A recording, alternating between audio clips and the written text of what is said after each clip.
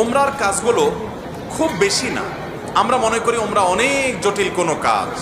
ওমরা পারফর্ম করা এটা খুব সহজ একটা কাজ।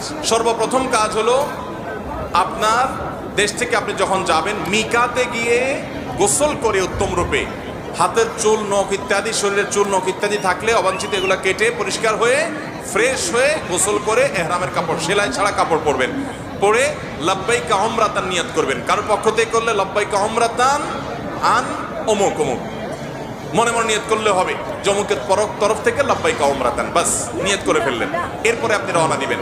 সাধারণত বিমানে গেলে মিকাত থেকে এহরাম পরা যায় না, তাহলে আপনি ঢাকা এয়ারপোর্ট থেকেও পড়তে পারেন, অথবা এহরামের কাপড় নিয়ে বিমানে ঘোষণা দেয় যে এখন আমরা মিকাত ক্রস করব, তখন আপনি পরে ফেলতে পারেন যদি অল্প সময় পান।